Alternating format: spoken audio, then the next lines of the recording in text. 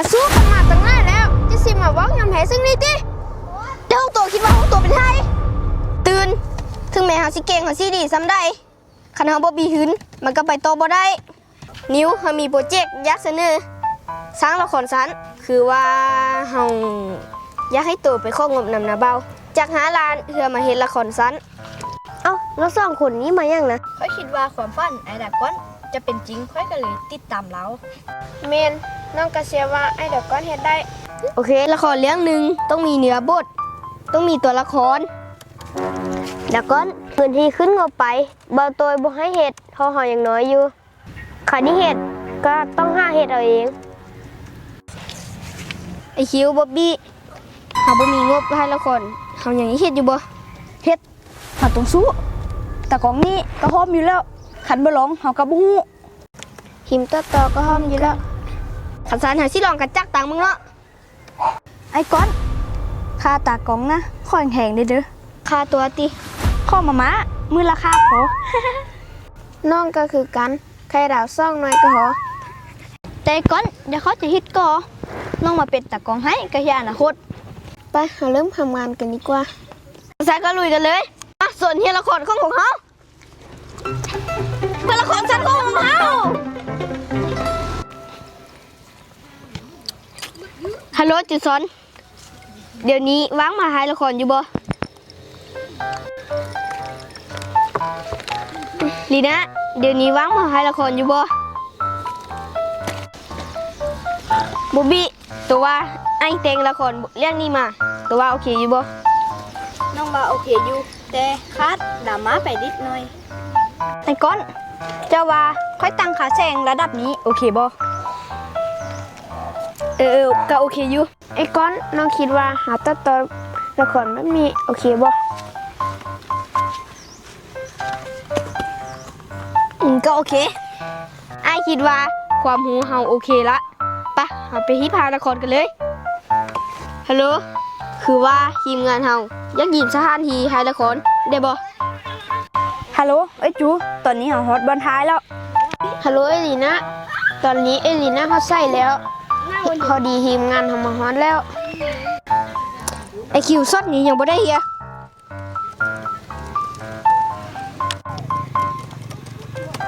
ได้แล้ว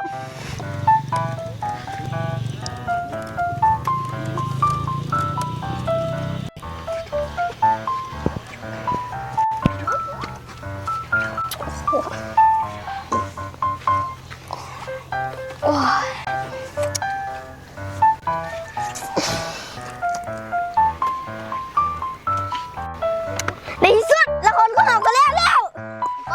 นี่จุดซ่อนจะเป็นบ้ายังจุดซ่อนนับที่นี่ไปเจ้าบ่ต้องมายุ่งกับบ๊อบบี้จะบ่ฮู้ติว่าค่อยเป็นไผฮู้ว่าจะเป็นบ๊อบบี้แต่ค่อยบ่มักที่เจ้าใส่บ๊อบบี้ไปซื้อนั่นซื้อนี้แล้วค่อยก็เป็นแฟนบ๊อบบี้ด้วยคณะนาคันใส่บ๊อบบี้อีกสเต็ปโตกว่านี้แบบนี้เนี่ยยอดวิวมันต้องสูงแม่นนิวบ่ตัวเห็นละครที่เฮาส่งไปแล้วบ่แล้วเราว่าสิเดียวได้เราว่าละครมันก็ธรรมดาอยู่เราว่าละครที่ด้วย AI มันกำลังมาแฮงแต่ละครที่ใช้คนแสดงมันดีกว่าแต่เราบ่เห็นดีนำเราบ่อนุมัติให้งบคือเก่าบ่เฮาว่าคนสาวเฮ็ดละครสั้นเนาะมันบ่ดังเนาะเฮาว่ามันเลอะเทอะ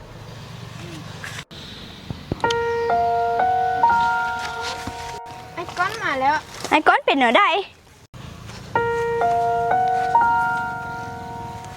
ให้ว่าเฮาสาวเถาะถ่ายละครนะมันบ่ลุ้งดอกเฮ็ดไปก็บ่มีคนเบิ่งจักสิค่านักแสดงจักสิค่านั้นคันนี้เฮาว่าให้อยู่พิมพ์กันซะเนาะฮะเรื่องซำนี้เฮาต้องอยู่พิมพ์กันเลยติไอ้ก้อนจะเป็นคนสอนเฮามาเฮ็ดเองเงินบ่พอเฮาก็หาใหม่คันซันออกเงินกันก็ได้หาสู้กันมาตั้งนานแล้วจะสิมาว้าวยำแห่ซึ่งนี่ติเจ้าตัวคิดว่าของตัวเป็นไทยตื่นถึงแม้เฮาสิเก่งเฮาสิดีซ้ำได้คันเฮาบ่มีหืนมันก็ไปโตบ่ได้ละครที่เฮ็ดไปน่ะมันบ่มีคนเบิ่ง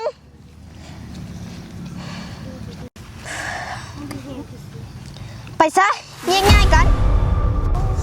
แม่ปวดที่ดวงไปไอ้คิว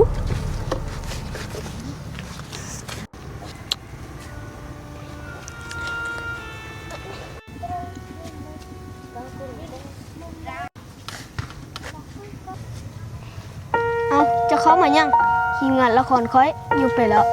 เงินเดือนนี้ค่อยค้างไว้ค่อยสิจ่ายให้คืน เป็นอย่างดอกมันยันค้างไว้ แต่เจ้าฮู้บ่ละครเจ้าเฮ็ดค่อยโคตรมากเลยค่อยส่งหลวงกุมมุงค่อยให้กระบอกว่ามวนก็ยังให้เจ้ากำเฮ็ดอีกครั้งเจ้าลืมเป้าหมายของเจ้าไปแล้วติเจ้าสร้างละครมาเฮือหยังสู้ๆเด้อค่อยรอหาติดตามละครเจ้าอยู่ สู้ไว้สบายดีเมื่อทุกคนและ FC ทั้งหลายฝากทุกคนเข้าไปซัพพอร์ตและติดตามละครของหมู่เฮาเด้อซองของหมู่เฮาอยู่เมียงบ่อเตนเป็นซองน้อยๆที่สร้างด้วยหืนตัวเอง เพื่อสร้างความบันเทิงให้ทุกคนหวังว่าทุกคนจะเข้าไปซัพพอร์ตและให้กำลังใจของพวกเฮาขอขอบใจ